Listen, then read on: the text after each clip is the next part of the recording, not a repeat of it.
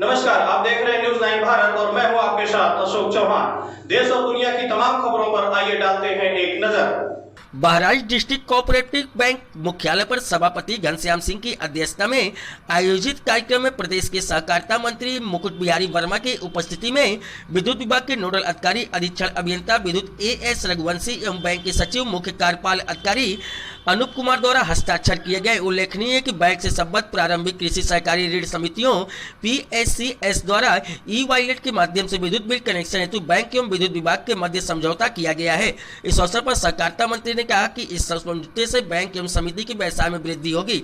Bank एवं PACS की लाभप्रदता में गुणात्मक सुधारता होने के साथ ही बैंक की साख अपनी कृषि क्षेत्र के सदस्यों एवं जमाकर्ताओं के बीच पुनः स्थापित होगी। सहकारिता मंत्री ने कहा कि इस समझौते पर हस्ताक्षर हो जाने से जहां एक विद्युत उपभोक्ताओं को बिजली का बिल जमा करने के लिए इधर उधर भटकना नहीं पड़ेगा, वहीं दूसरी ओर बैंक समितियों की आय में इजाफा होगा।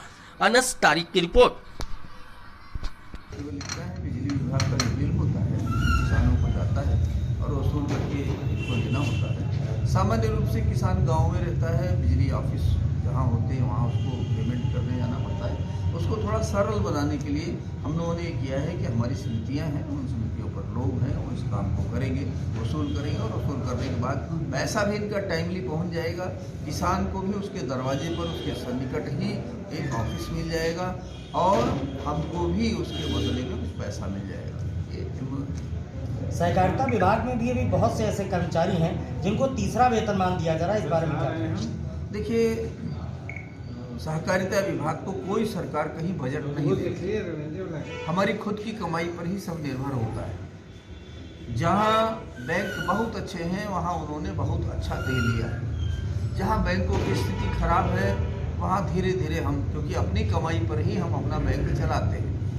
यहाँ की परिस्थिति है कि आपने अभी देखा कि 24 करोड़ की देनदारी में 16 करोड़ अभी हम पेमेंट कर पाए। वह जब हमारी योगी सरकार आई है तब से हमने पेमेंट करना शुरू किया है। इससे पहले यहाँ के बड़े बड़े 68 करोड़ के घोटाले हैं। 24 करोड़ की ये देनदारी आप देख रहे थे, 16 करोड़ दे दिया, 8 करोड़ बाकी सारी देनदारी खत्म करेंगे।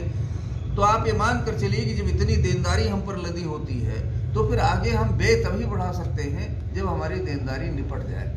ऐसे उसका चेक बैलेंस देखते हैं। हम तो हमेशा कर्मचारियों के साथ में हैं, चाहते हैं उनको अच्छा से अच्छा पैसा मिले, लेकिन तभी संभव होगा जब उसका बैलेंस ठीक रहे, जब हमारी आय और व्यय का संतुलन ठीक रहे। हमारे लिए निश्चित है कि आप इतना ही व्यय करेंगे, इस कमाई का इतना व्यय करेंगे, उतनी कमाई कर लेंगे तो व्यय कर लेंगे।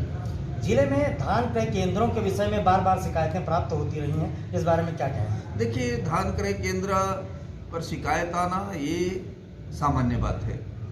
हम नहीं मानते कि पहली बार हो रहा है, लेकिन एक चीज़ आप बहुत गंभीरता से इस बात को जान लीजिए कि किसान आज की डेट में जो अनाज का, धान का अंतर है, मार्केट वैल्यू का अंतर है, कभी यदि मार्केट वैल्यू वही 200 रुपये का अंतर होता तो हमारे पास किसान नहीं आता।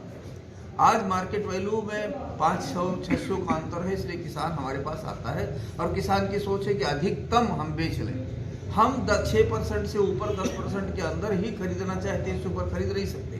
हमारा जितना टारगेट है उतना हमने खरीद लिया है। ना हमारे पास इतना पैसा है, ना बोरा है, ना हमारी आवश्यकता है। हम तो केवल मार्केट को मेंटेन करने के लिए इस काम को करते हैं।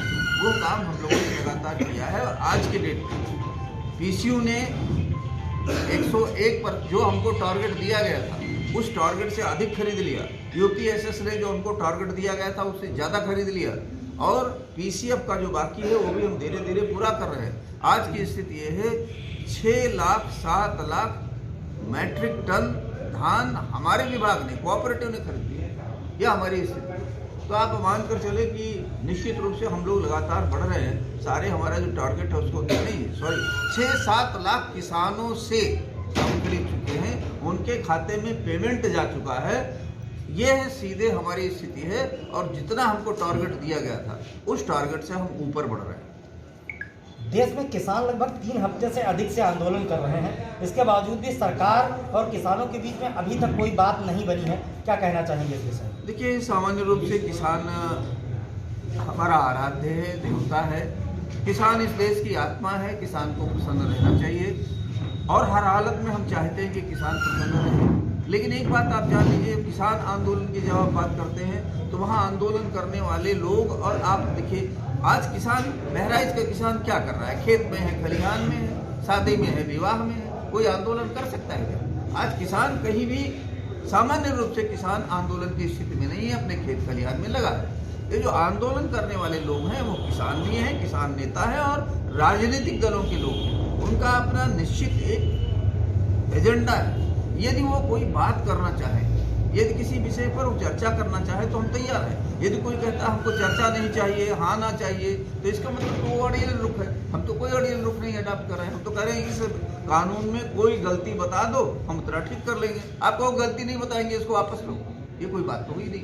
इसलिए कोई बात करने के लिए तैयार हो तो बात करने के लिए तैयार है, उसमें जितनी गलती हो उसको ठीक करने के लिए तैयार है। जो जोड़ना होगा जोड़ लेंगे, जो घटाना होगा घटा लेंगे, लेकिन कोई सोचकर बताए तो, कोई बताने के लिए भी तैयार नहीं। किसानों की मांग है कि किसान आयोग बनाया जाए जिसमें किसानों को प्रतिनिधित्व दिया जाए। इस बारे में सरकार की क्या राय है? पूरी तरह से सरकार सहमत है और इसको करने वाली है।